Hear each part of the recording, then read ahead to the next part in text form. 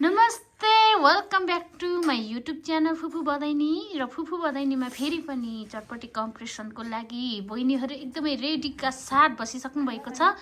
ल अब यो 4 जना मध्ये मेरो बहिनीहरूले कसले चाहिँ जित्नुहुन्छ तपाईहरु बाजी हेर्दै गर्नुहोला। र जो हार्छ उसले चाहिँ यहाँनिर पैसा तिर्नुपर्ने हुन्छ, जित्नेले चाहिँ पैसा लाने खालको छ है साथीहरु। ल अब नमस्ते स्टार्ट 1 2 3 गो। डेनी तिमी यहाँ आऊ, पबीको छेली राख्छ डेनी। पहिला खायो फेरि सिर्जना अन्त भरे अर्किन्छ त हैन घाटी भिजाको। जहिले हार्ने मान्छेहरू पनि हुनुहुन्छ। वाउ हेन्डसमहरू बसिरहेछ। चटपटे बनाउने चाहिँ म हो। हो चटपटे बनाउने उही हो, तर उही पनि हो हार्ने पनि। डेनी यहाँ आऊ, यहाँ आऊ, यहाँबाट हेर। हो ज्ञानी डेनी त हट्छ। गुड जब मेरो साथीहरू।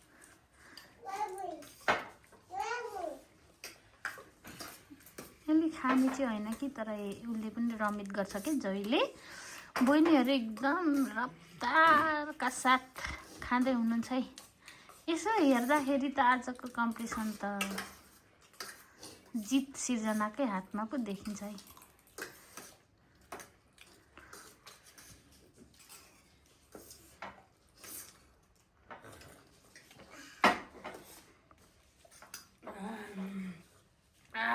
अर्के बिस्तारै खानु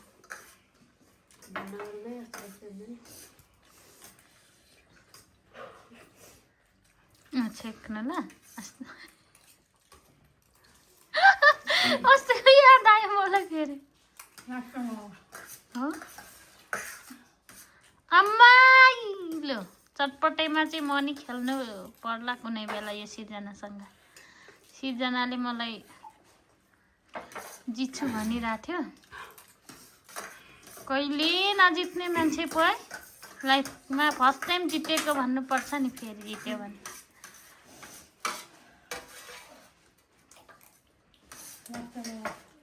उसको छोरै थियो कि क्या? मलाई पनि त्यस्तै लाग्यो। पस्किनु त मैले नै पस्केकै फेरि।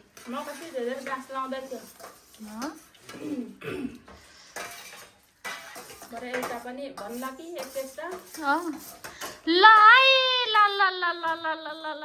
आज चाहिँ के भयो भने नि, बिचको दुवैजना चाहिँ झनै उस्तै सकाइन्। अलि सिर्जना नै फर्स्ट भन्नुपर्छ, अनि छेउछेउमा चाहिँ दुवैजना कमी छ। ए ल बिमला र पवि त झन्नै उस्तै पो रहेछ त। वाह जितेर हैन छिट्टो खाएर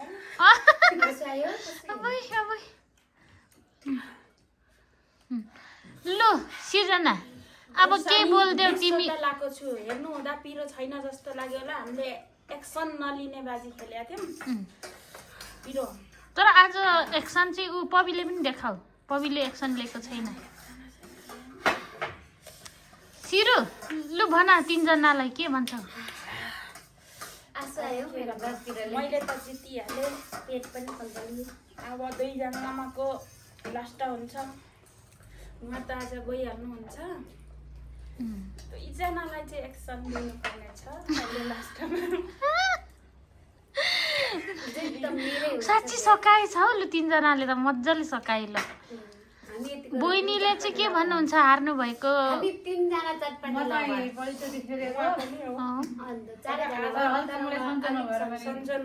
अलिक सन्चो पनि नभएर हो हारेको। लु विनरले यता पनि विनर तपाईलाई त जित्न आँटे नि फेरि बाबुले त। ज्ञानी भएर बसेर खाँदैछ ऊ पनि। ज्ञानी भएर हेर्नुहोस् न साथीहरू, कति ज्ञानी भएर मुखैभरि बिचरा। ल आज त 3 जनाले सिर्जनाले जितेको छैन। ल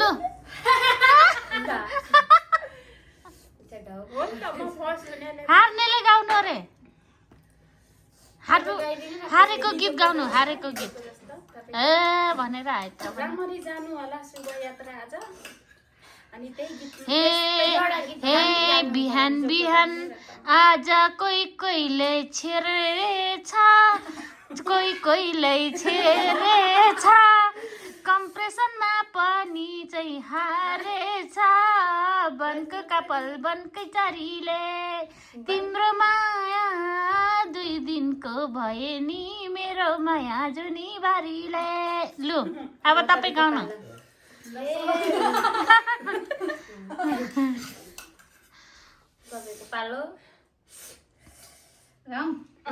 ल लास्ट जाओस् राम्रो पनिसमेन्ट पो त यो त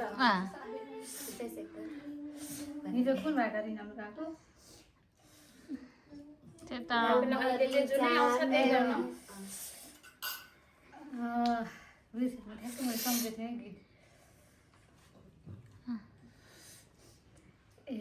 आज मैले चटपटे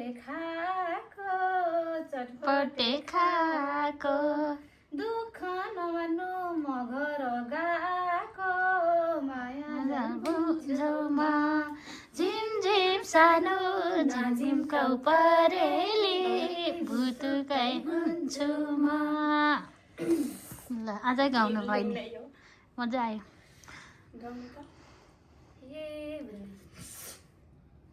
हे घर गएर हे गाउँ गएर घरलाई सजाउनु दिदी सम्झी होइन